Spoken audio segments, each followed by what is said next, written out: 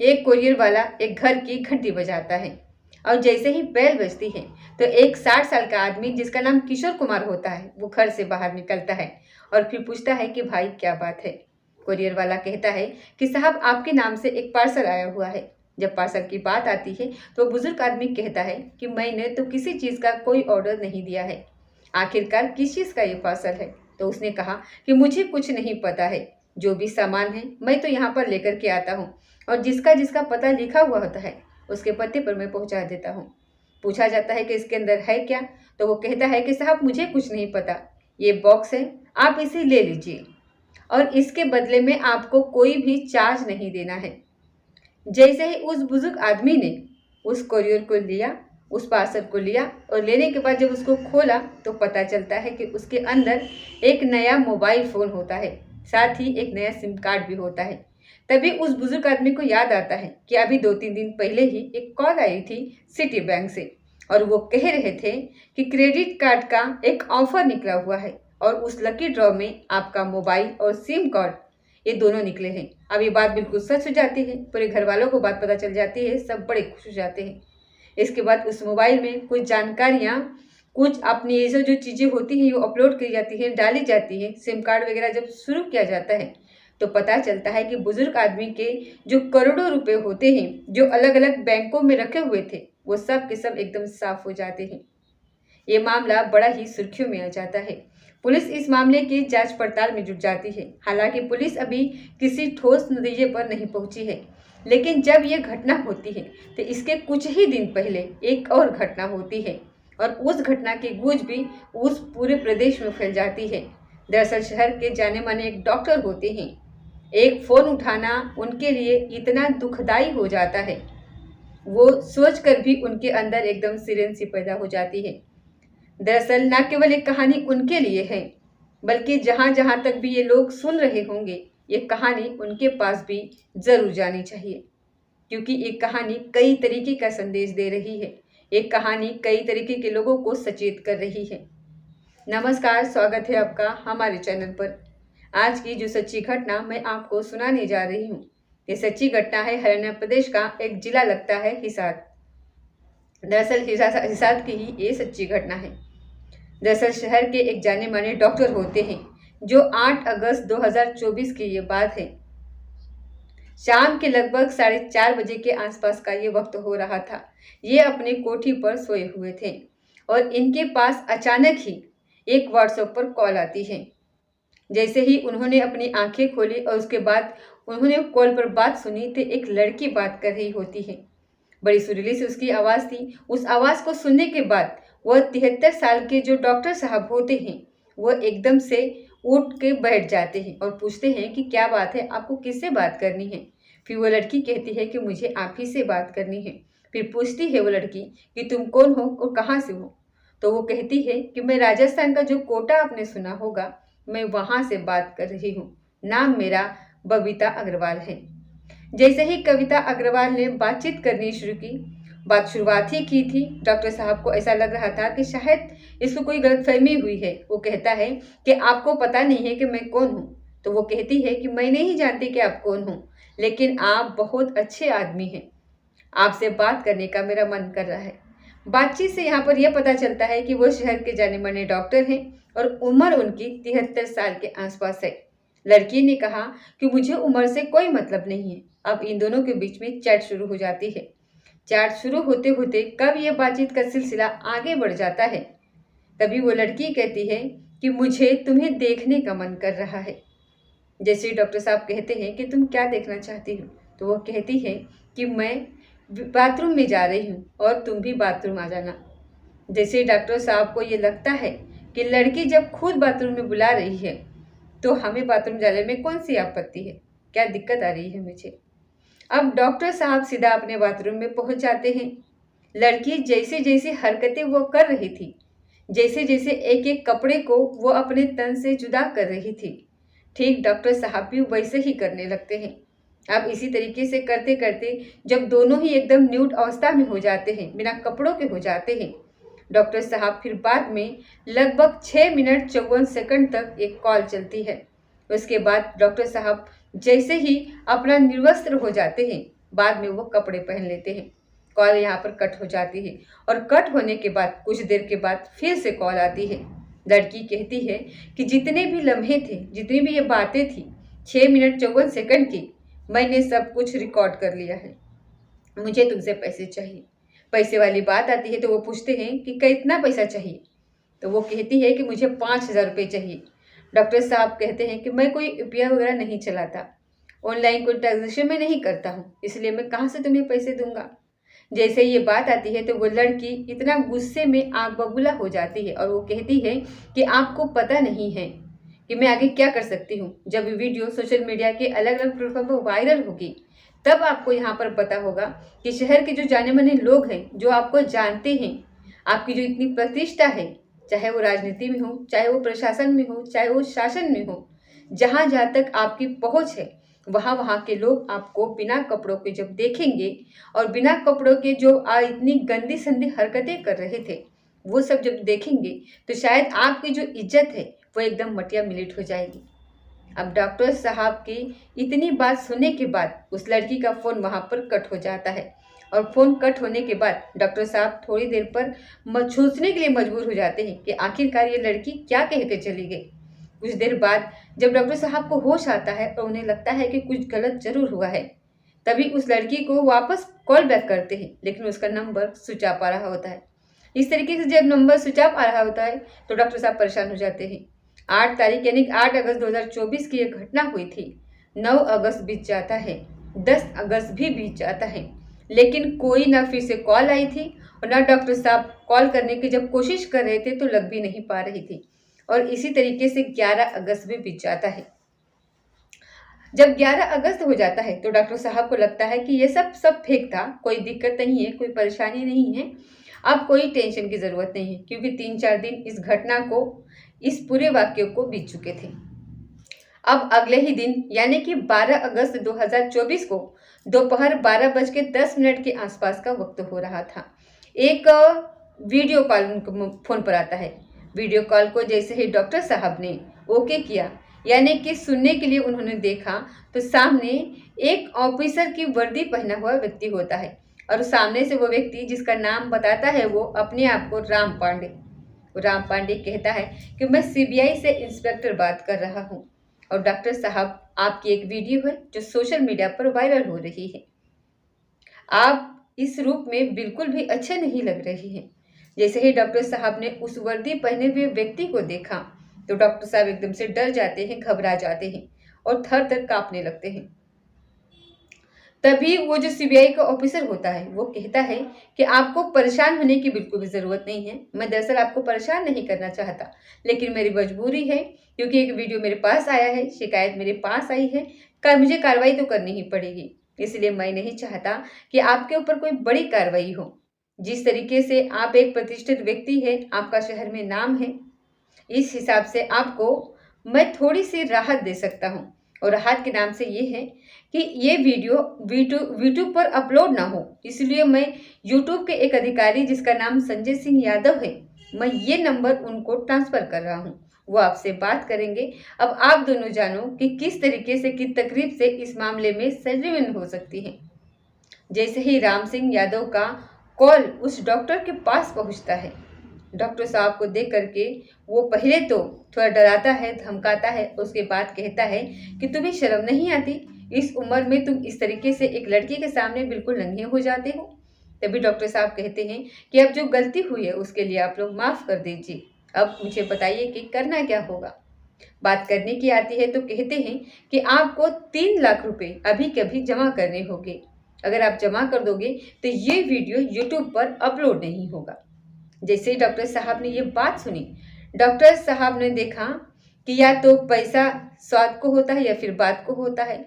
यदि बात के खातिर पैसा काम नहीं आया तो उस पैसे का क्या लाभ। पूरी ज़िंदगी इतनी मेहनत करी है, ज़रा सा भी वीडियो लोगों को पता चलेगा तो बहुत ज़्यादा बेइज्जती महसूस होगी। यहाँ पर अपने ही पत्नी के अकाउंट से 3 लाख रुपए वो RTGS कर देते हैं, ट्रांसफ़र कर देते हैं और उसके बाद फिर थोड़ी तसल्ली उनको हो जाती है। लेकिन तसल्ली नहीं हुई थी, समस्या तो यहाँ से बढ़नी शुरू हुई थी। अब सीबीआई के जो इंस्पेक्टर होते हैं राम पांडे, वो फिर से फ़ोन करते हैं और राम पांडे कहते हैं कि डॉक्टर साहब एक बात बताओ, ये वीडियो आपने यूट्यूब से तो रुकवा लिया, लेकिन इंस्टाग्राम पर, फेसबुक पर या फिर स्नैपचैट पर या फिर अलग अलग वेबसाइट पर अगर ये वीडियो आएगा तो फिर तो बात और भी ज़्यादा खराब हो जाएगी। इसलिए अगर आप ये चाहते हो कि इंस्टा या फेसबुक और पर ये बात ना आए, ये वीडियो ना आए, तो आपको कुछ और हेल्प करनी पड़ेगी। वो पूछते हैं कि मुझे क्या करना होगा, तो फिर वो कहता है कि आपको 3 लाख रुपए एक जमा करने पड़ेंगे इस अकाउंट के अंदर और 3,98,000 रुपये इस अकाउंट में जमा करने पड़ेंगे। जब जमा कर दोगे तो आपको काफ़ी हद तक राहत मिल जाएगी। जब डॉक्टर साहब को ये बात सुनने को मिलती है, यानी कि एक आध दिन जब बीत जाता है, तब डॉक्टर साहब कहते हैं कि ठीक है, मैं कर देता हूँ।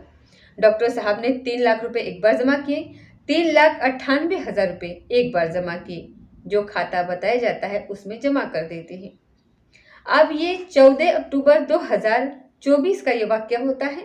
डॉक्टर साहब के पास फिर से राम पांडे का फोन आ जाता है, सीबीआई का जो ऑफिसर होता है। वो कहता है कि डॉक्टर साहब, मैं आपसे एक बात कहना चाहता हूँ, अगर इस समस्या का स्थायी रूप से ही समाधान निकाल लिया जाए कि भविष्य में कभी आपको ये वीडियो दिखाई ना दे तो कितना अच्छा होगा। आप भी सिक्योर हो जाएंगे और कभी ये वीडियो सामने आएगा ही नहीं। यदि किसी भी एक प्लेटफॉर्म पर ये वीडियो अपलोड हो जाता है तो वहाँ से डाउनलोड करने के बाद कोई कहीं भी इसको अपलोड कर देगा और ये दिक्कत आपके लिए खड़ी हो सकती है। जैसे ही डॉक्टर साहब ने ये बात सुनी तो उसने कहा कि बताइए मुझे करना क्या होगा। फिर उसने कहा कि 25,000 रुपये का आपको एक स्टाम्प खरीदना पड़ेगा। 25,000 डॉलर का, रुपये का नहीं, डॉलर का, यानी कि अमेरिका के जो करेंसी होती है उसके हिसाब से एक स्टाम्प खरीदना पड़ेगा यूएसडी डॉलर का। जब ये बात आती है तो डॉक्टर साहब कहते हैं कि मुझे ये कैसे क्या करना पड़ेगा। तो उसने कहा कि तुम्हें कुछ नहीं करना पड़ेगा, 25,000 जो डॉलर होते हैं वो उनको इस खाते में आपको डालना होगा, यानी कि लगभग 20,17,000 रुपये एक साथ एक खाते में डालने थे। उसने कहा कि एक साथ तो नहीं डाल सकता, अगर मैं 2-4 बार में डालूं तो कैसा रहेगा। तो उसने कहा कि ठीक है, कोई बात नहीं, जैसे भी डालो, लेकिन आप एक बार में डालो, 2 बार में डालो, लेकिन पैसे डालो। 14 अगस्त 2025 को आखिरकार 20,17,000 रुपये उस बुजुर्ग आदमी ने, उस डॉक्टर ने ये खाते में डाल देता है, जो अलग अलग खाते होते हैं। 16 अगस्त को फिर दिन निकलता है और उसके बाद डॉक्टर साहब के पास फिर से डिमांड आती है कि इस बार आपको 21 लाख रुपए देने पड़ेंगे, अगर नहीं दोगे तो बात खराब हो जाएगी, इसीलिए आपको हर हाल में 21 लाख रुपए देने होंगे। डॉक्टर साहब ने 21 लाख रुपए फिर से दे दिए, यानी कि 20,17,000 एक दिए थे, 21 लाख रुपए फिर से कर दिए। अब 19 अगस्त आता है तो राम पांडे फिर से कहते हैं कि मेरे सीनियर ऑफिसर है, ये बात वहां तक पहुंच चुकी है, जिनका नाम राकेश अस्थाना है। मैं नहीं चाहता कि बात कोई और खराब हो, इसलिए मैं बिल्कुल बीच में नहीं पड़ने वाला हूँ। आप उनसे सीधे सीधे अपने आप से बात कर लीजिए। अगर आप उन्हें किसी भी तकलीफ से मैनेज कर ले तो ये आपकी जिम्मेदारी है। जैसे ही ये राकेश अस्थाना जी से जब बातचीत होती है डॉक्टर साहब की, और सुनो होने के बाद डॉक्टर साहब जब बातचीत करते हैं तो सामने से डिमांड आती है कि आपको 10 लाख रुपए देने पड़ेंगे, नहीं तो फिर आपको पता नहीं है कि मैं आपके साथ क्या कर सकता हूँ। डॉक्टर साहब को लगा एक पल के लिए कि ये सब हो क्या रहा है, कभी 10 लाख, कभी 21 लाख, कभी 20 लाख, कभी 3 लाख, कभी कुछ, कभी 3,98,000 इस तरीके। इसलिए उन्होंने अपना नंबर बंद कर दिया और बंद करने के बाद चुपचाप वो बैठ जाते हैं। अब जैसे ही डॉक्टर साहब ने अपना नंबर बंद किया तो कुछ वक्त बीतने के बाद जब नंबर खोलते तो उसमें मैसेज आ रहे थे कि डॉक्टर साहब, शायद आपको मेरी ताकत का अंदाज़ा नहीं, आप किससे बात कर रहे हैं, मैं सीबीआई का एक बड़ा ऑफिसर बात कर रहा हूँ। घर पे जब आऊँगा आपके हाथ में हथकड़ी डाल के पूरे शहर में जब आपको नंगा घुमाता हुआ लेकर के जाऊँगा तो शहर का बच्चा बच्चा आपको देखेगा और फिर ये आपसे पूछेगा कि आखिरकार हुआ क्या था। तो लोग बात आपस में बातचीत करेंगे और कहेंगे कि डॉक्टर साहब एक लड़की से बातचीत करते करते नंगे हो गए थे और गंदी गंदी हरकतें कर रहे थे।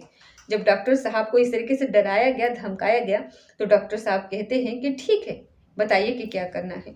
तब वो पैसे के फिर से डिमांड करते हैं। पूरे पैसे तो दिए नहीं जाते, 3,50,000 रुपये आखिरकार उस अकाउंट नंबर जो दिया गया था उसमें ट्रांसफ़र कर देते हैं डॉक्टर साहब। लेकिन यहाँ से मामला फिर से नहीं थमता है। अब 22 अगस्त को रात 10 बजे के आसपास फिर से फ़ोन आता है, फिर धमकाया जाता है, फिर डॉक्टर साहब को 10 लाख रुपए देने पड़ जाते हैं। अब 23 अगस्त 2024 की ही बात होती है। अब डॉक्टर साहब को फिर से फ़ोन आता है कि देखो इतने सारे अधिकारी है, स्टाफ है, सबको मैनेज करना है, 15 लाख रुपए आपको और देने पड़ेंगे। डॉक्टर साहब ने फिर से 15 लाख की व्यवस्था की। डॉक्टर साहब उस दलदल में लगातार धंसते चले जा रहे थे। फ़ोन आ रहे थे और जब फ़ोन आ रहे थे उसके बाद पैसे दे रहे थे डॉक्टर साहब। अब डॉक्टर साहब को लगा कि अधिकारी मैनेज हो गए हैं, यूट्यूब के लोग मैनेज हो गए हैं, सोशल मीडिया के लोग मैनेज हो गए हैं, अधिकारी मैनेज हो गए हैं, जज मैनेज हो गए हैं, अब कोई दिक्कत वाली बात नहीं हो गई। लेकिन 27 अगस्त 2025 को एक बार फिर से डॉक्टर साहब के पास फ़ोन आता है। डॉक्टर साहब से कहा जाता है कि आपको शायद अंदाज़ा नहीं है, बात बहुत बिगड़ चुकी है। जिस लड़की से आप बातचीत कर रहे थे, उस लड़की ने अपनी जान दे दी। अब देखना, या तो आपको उम्र कैद होगी या फिर आपको फांसी होगी, आप मारे जाओगे। डॉक्टर साहब कहते हैं कि कैसी बात कर रहे हो? तो वो कहता है कि बात नहीं कर रहा हूँ, बल्कि उस लड़की ने मरने से पहले एक नोट जारी किया है जिसमें आपका नाम, आपका एड्रेस, सब कुछ उसने मेंशन किया है, इसलिए आपका फैसला तो तय है। तो फिर डॉक्टर साहब कहते हैं कि मुझे बचाओ किसी तकलीफ से। तभी अधिकारी कहता है कि बचने के लिए मैं बात कर लूँगा और घर वाले 30 लाख रुपए में राजी हो जाएंगे। मेरी उससे पहले ही बात हो चुकी है, आपको 30 लाख रुपए का इंतज़ाम करना है। डॉक्टर साहब ने 30 लाख रुपए और दे दिए, यानी कि परिवार वालों के नाम से। अब डॉक्टर साहब लगातार यहाँ पर पैसे दे रहे थे। अब उन्हें यह लग रहा था कि सब कुछ मैनेज हो चुका है, लेकिन पुलिस भी मैनेज हो चुकी है, ये जितने भी अधिकारी है सब मैनेज हो चुके हैं, लड़की के परिवार वाले भी मैनेज हो चुके हैं, मामला कोर्ट पहुंच चुका है। अब कोर्ट में जज साहब के नाम से जब पैसे मांगे जाते हैं, जज साहब से जब बातचीत हो जाती है और जज साहब कहते हैं कि 15 लाख रुपए लेंगे, यानी कि अब 15 लाख रुपए की डिमांड आती है। फिर जज साहब की मांग पूरी जाती है। जैसे ही जज साहब की डिमांड 15 लाख रुपए पूरी की जाती है तो जज साहब का फिर से फ़ोन आता है और कहते हैं कि भाई देखो 15 लाख से काम नहीं बनेगा, आपको 1 करोड़ रुपए देना पड़ेगा डॉक्टर साहब। जब डॉक्टर साहब को 1 करोड़ रुपए देने की बात आती है तो डॉक्टर साहब कहते हैं कि अब मेरे पास कुछ नहीं बचा, यानी कि मेरी जो जमा पूंजी थी 1 करोड़ 34,65,500 रुपये जो मैं दे चुका हूँ, अब मेरे पास कोई भी पैसे नहीं है। डॉक्टर साहब रोने लगते हैं, गिड़गिड़ाने लगते हैं, यानी कि सामने वाली जो पार्टी होती है उसने कहा कि कुछ भी नहीं, आपको पैसे देने ही पड़ेंगे। 24 दिन में ये सब सारा पैसा जा चुका था, 1,64,65,500 रुपये। डॉक्टर साहब परेशान हो जाते हैं, डॉक्टर साहब की नींद उड़ चुकी थी। आखिरकार 31 अगस्त 2024 की ये बात है। तभी वो रोते हुए अपने ही एक स्टाफ के बंदे से कहते हैं कि भाई मेरे साथ कुछ इस तरीके की घटना हो गई है, मैं समझ नहीं पा रहा हूँ कि आखिरकार करूँ तो क्या करूँ। फिर इनके स्टाफ ने कहा कि सर, आपको लगता नहीं है कि आपके साथ फ्रॉड हुआ है? इस तरीके से जो आजकल सोशल मीडिया पर इतनी सारी जानकारियाँ आ रही हैं, अखबारों में लगातार कोई ना कोई खबर छप रही है, यूट्यूब पर तमाम तरीके की वीडियो इस तरीके की आ रही हैं और आप लगातार पैसे देते चले गए, 1 करोड़ 34 लाख रुपए आपने दे दिए। तो डॉक्टर साहब के समझ में तब आता है, तब तक तो खेल एकदम बिगड़ चुका था। तभी डॉक्टर साहब ने 1 सितंबर 2024 को नेशनल साइबर क्राइम में पोर्टल पर जाकर के अपनी एक शिकायत दर्ज की, यानी कि एफआईआर दर्ज करवाई। और एफआईआर दर्ज करवाने के बाद तब पुलिस सक्रिय होती है और सक्रिय होने के बाद पता चलता है कि एक व्यक्ति जो बहुत कम पढ़ा लिखा है, कम पढ़े लिखे व्यक्ति ने ये सब सॉन्ग रचा, सब कुछ किया। उसके पत्नी को भी पुलिस ने गिरफ्तार किया। एक 8 साल का उसको बच्चा भी होता है। मामला फिर कोर्ट पहुंच जाता है और उसके कुछ दिन बीत जाते हैं। उसके बाद ये परिवार पूरा इस जमानत के लिए अर्जी देता है। जब मामला जज साहब के पास पहुंचता है तो जज साहब ये कहते हैं, जज साहब से एक यहाँ पर दलील की जाती है। महिला कहती है कि साहब मैं तो अनपढ़ हूँ, मेरा इसमें कोई दोष नहीं है, मेरा तो इस एफआईआर में नाम भी नहीं है, मेरा 8 साल का बच्चा भी है, जो भी दोष है मेरा पति का दोष है, आप मुझे जमानत दे दीजिए। लेकिन पुलिस ने उसको भी गिरफ्तार कर लिया था। तब ये जो वकील हो साहब होते हैं, जो वो दलील देते हैं कि ये महिला अगर घर से यानी कि जेल से जब बाहर निकल के जाएगी तो हो सकता है कि ये सबूतों के साथ कुछ छेड़छाड़ करे, इसलिए इसको जमानत नहीं दे देनी चाहिए। तभी हरियाणा के जो कोर्ट होता है, हाई कोर्ट, वो जमानत देने से महिला को साफ इनकार कर देता है। यानी कि 21 जनवरी 2025 को उस महिला की जमानत याचिका खारिज हो जाती है। मामला अभी कोर्ट में विचाराधीन चल रहा है। लेकिन जिस तरीके का उस महिला के पति ने एक अच्छे खासे शहर के जाने माने डॉक्टर के साथ ये छल किया, वो वाकई में उस इलाके में बहुत ज़्यादा चर्चित घटनाओं में से एक घटना थी।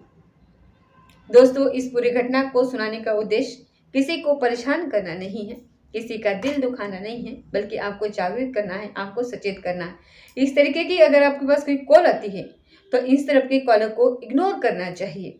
और वैसे भी आजकल लगातार फ़ोन पर साइबर क्राइम की तरफ से सतर्क किया जाता है लोगों को, इसलिए ऐसे लोगों से बच के रहने की ज़रूरत है। कहीं आप डॉक्टर साहब की तरह और बेंगलुरु के रहने वाले किशोर की तरह, जिनको एक फ्री में फ़ोन मिल जाता है और उनके करोड़ों रुपए चले जाते हैं, लगभग उनके भी 2.5 करोड़ रुपए से ज़्यादा चले जाते हैं, यानी कि 2 करोड़ 80 लाख के आसपास उनके मोबाइल जो उनको फ्री में मिला था उसमें चले जाते हैं। तो ये थी आज की सच्ची घटना। ऐसी अफवाहों से अक्सर हमें बचना चाहिए। अक्सर हमारे मोबाइल पर ऐसे नोटिफिकेशन अक्सर हमारे मोबाइल पर साइबर क्राइम की तरफ से मैसेज आते रहते हैं कि इस तरीके से कॉल से सावधान रहें, इस तरीके के मैसेजों से सावधान रहें। तो अगर आपके मोबाइल पर ऐसा कोई मैसेज आता है या फिर ऐसी कोई फ्रॉड कॉल आती है तो उससे सावधान रहें, उससे विश्वास उस पर बिल्कुल भी ना करें। कोई भी बैंक इस तरीके से फ्रॉड नहीं करता है, तो ऐसी फ्रॉड करने वाली जब भी कॉल आए तो आप सतर्क रहें।